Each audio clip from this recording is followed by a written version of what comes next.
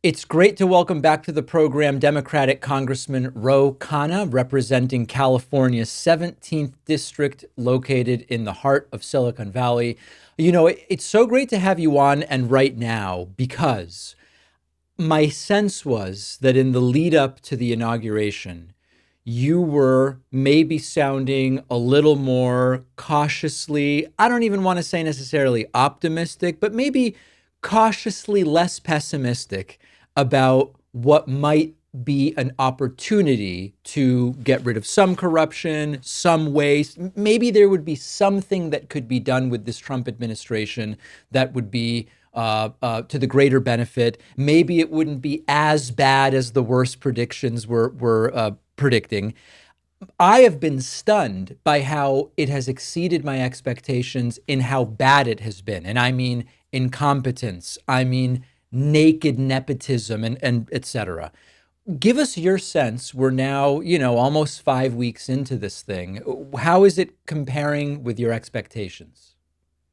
I think that's a very fair characterization, David. Initially, I thought maybe we could actually get some of the defense budget cut. Right. Trump is still floating these things about 10% cut in the Pentagon, and I voted against almost every defense budget headed to $1 trillion, and I thought maybe they would actually look at these monopoly contractors that are gouging the American people, or look at Medicare Advantage, which has committed systematic fraud on the American people. But the reality is, it quickly became clear 5 to 10 days in that this was a sledgehammer approach to firing public servants, that this was a sledgehammer approach to dismantling federal agencies with important services for the American public. And most offensively, it was blatantly unconstitutional with no regard for Congress's authority. And I started to speak out about that. And, I've known Elon Musk for 15 years. He obviously was not happy. He unfollowed me on X and insulted me. But what I said to him or anyone is, you have to follow the Constitution.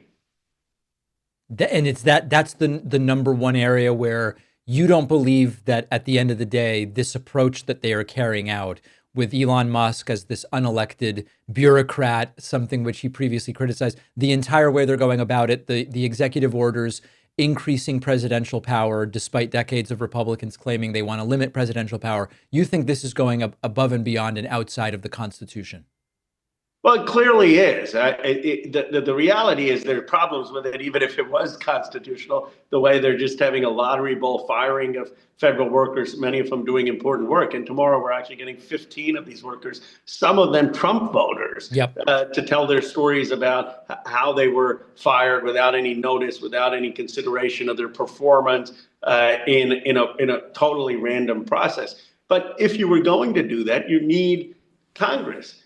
You need Congress before you're eliminating agencies. The evidence of this was Bill Clinton and Al Gore actually eliminated 351,000 federal jobs. It's controversial. Some people say, okay, make government more efficient. Some people say, no, it just outsourced these jobs to private contractors. But they did it, and they did it by coming to Congress and passing a restructuring federal workforce act of 1994. Musk can't just be making these decisions himself when Congress has explicitly authorized those agencies. And one, because I know you're a detail person, David, if Congress just said, look, here's $100,000 for a program, Musk has discretion on how that's going to be used. Right. But what he doesn't have discretion over is when Congress is mandating what the programs must be spent on. And he's clearly not listening to Congress. One of the things you've been doing, which I also do, is you've been appearing on some right-wing shows. Patrick Bet David, I saw, some others. I like doing that in some general sense, just to kind of see what are they talking about, what are their arguments, how do they react to my perspective. I also worry about how sometimes, they do the left has gone crazy, but you're one of the good ones routine, which I feel is kind of counterproductive sometimes to our cause. How do you manage that when you do these shows?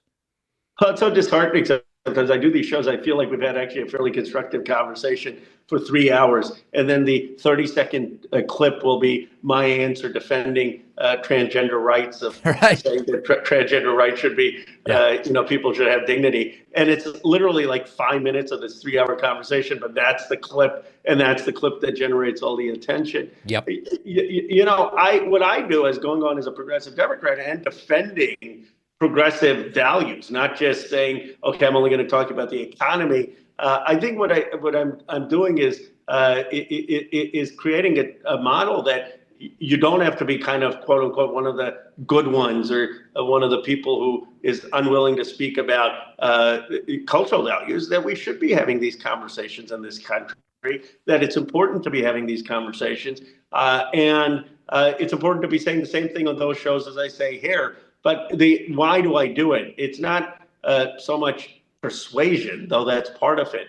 It's also so I understand where they're coming from. And I'll give you a concrete case of where I got this. Look, I was totally opposed, and still am, to the pardons of January 6th folks who committed violence and tore down the Capitol building and hit police officers. But it's interesting, when they talk about it, they talk about the few cases where there were misdemeanors charged to people who didn't commit any violence, didn't commit any property damage, just were swept in the crowds. And this is where we're not talking to each other, right? We're focused on the violence and the horrific acts. They're focused on these stories that are more sympathetic of, and my criticism of Garland is he did too many of the misdemeanor charges and not the real charges. So those are places which is why I think it's important to go on to see what is the other side saying. Is there any place where you can actually have a conversation that advances common ground? You wrote this very interesting op-ed in the New York Times in which you outline potentially some of the elements of a path forward for Democrats in what's looking like a sort of pretty grim scenario, at least for the next couple of years. I recently interviewed on the program Senators Booker, Warren, Klobuchar, and Schiff. And Wow. my audience was feeling as though some of the vision as to exactly how do we fix the problems that we are up against. My audience, universally, the response was for people who mostly have their heads on and their heads in the right place. They've identified part of the problem at least, but we're not really feeling that there's a solution here. Generically talking about we've got to meet voters where they are. Okay, yeah, fine. I mean, that's a 50-year-old phrase that gets recycled over and over again. What does it really mean? Can you talk about, as specifically as possible, the steps that your party needs to take to address? There was dissatisfaction to some degree with elements of the platform in 2024. What was seen as maybe a dismissal of concerns about crime and immigration, even if you and I would agree, the facts don't point us to there's a crime surge. I don't believe that there is. I've looked at the data. But many voters felt that the Harris campaign didn't take seriously enough, that many voters came to believe that that was a problem. That's just one example. What are the steps you believe need to be taken here? Well, I hope people will read my piece. I call for a new economic patriotism, and then we can see, you'll let me know if they feel that I have an adequate vision or not. Here's what I think we have to start with. People are very, very angry, and there's a righteous anger at the status quo. Okay. And there's a feeling that they're losing control. They're losing control because of globalization. They're losing control because of the changing demographics and culture in the country. They're losing control because of the technology revolution. There's just this feeling that they don't think their life, their kids' life, is going to be as successful in the American dream. It's a feeling that white voters, Latino voters, Black voters, many of them share across the country. We have to start out by recognizing that anger, recognizing the anger against institutions, but then we need to have very concrete policies of how we're going to change that. We've got to say, look, I get the tariff policy on certain things is maybe one part of it. But if you really want to reindustrialize this country in Johnstown, Pennsylvania, Warren, Ohio, Downriver, Michigan, Milwaukee, we need the federal government making investments with local communities in new steel, in new aluminum, in new shipbuilding, in new pill manufacturing, to make us the manufacturing superpower and have that not just happen in Houston or Columbus, but to actually look at communities that have been hard hit and to do that. We need to make sure that this technology revolution that's happening, we have 100,000 new digital jobs, many of them won't require a college degree, and those jobs shouldn't just be in the coast. We need to have 100,000 new, through the jobs program, electricians, plumbers, and skilled trades, so that in high school, we actually have a pathway for people who don't have a college degree to have high-paying jobs, and we need to make sure this is in every part of the country. And then we need to make sure that people have economic independence and economic security. That means Medicare for all. That means free public college or vocational education. That means people should have a living wage, and they should be have some stocks. Ownership, so every American family deserves that. Now, you could say, oh, does this sound like a laundry list? No, what I'm talking about is concrete economic transformation to understand that the staggering economic inequality, both by place and by the working class and the elite, is the problem of a lot of this anger. And then secondly, to have also common sense public safety and border security. But my view is that that is being exacerbated in concern, understand it, for people who feel no control over their lives. See, all of that makes perfect sense to me.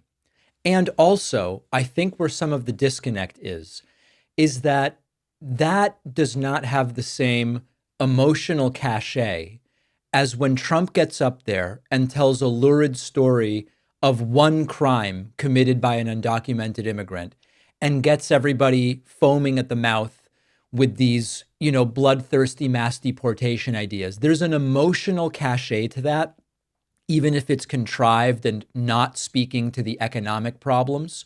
Even the stuff about we're going to get the men out of women's sports, as crazy as a lot of this stuff is in terms of its salience with large portions of the population, I think maybe what my audience is connecting with is that everything you said sounds great, and it just lacks the emotional salience maybe to motivate voters. What would you say to that?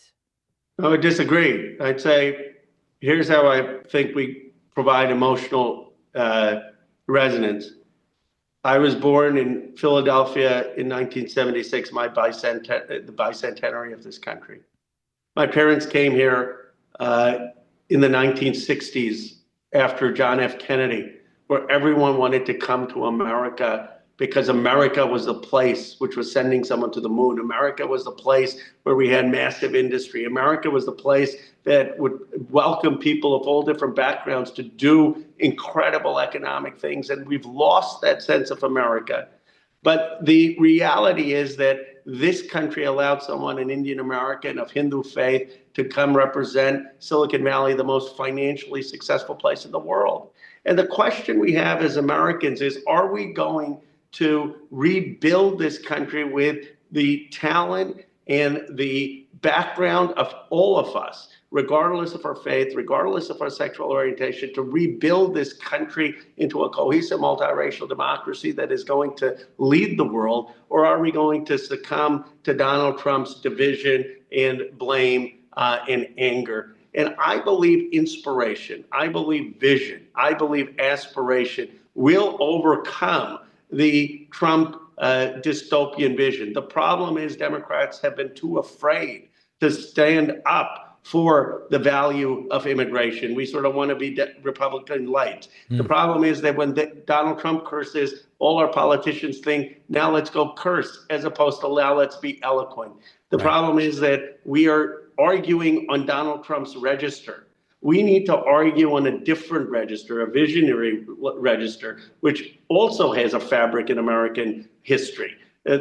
Trump has a fabric in American history, Andrew Jackson, the do-nothings.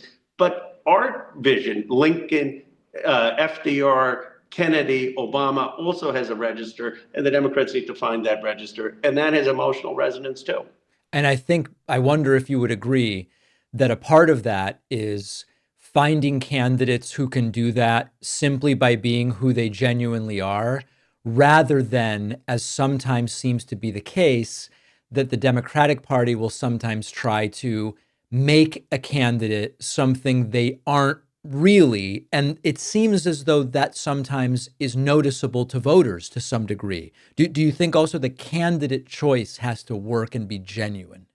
I think the candidate has to throw one simple thing. What is their vision for America? How are the families going to fit into that vision? And do they really believe that vision? And can they convey that vision? What I totally disagree with is this view. Well, now Democrats need a villain. Let's check the box of a villain. Really? You think Jimmy Carter or Barack Obama or Bill Clinton are starting to think, let's think of who the villain is? They Right. said, here is where America needs to go. Here is what's happening. Here's my vision for where this country needs to go. And I think that has to be and people can sense it out. That has to be the calling card of anyone running. It's not about let's run someone who's wealthy or not. Let's run someone who's a PhD or working class. Let's Right. run someone who's of this checks this box. It's do they have a compelling vision for the country? And I think it's really that simple.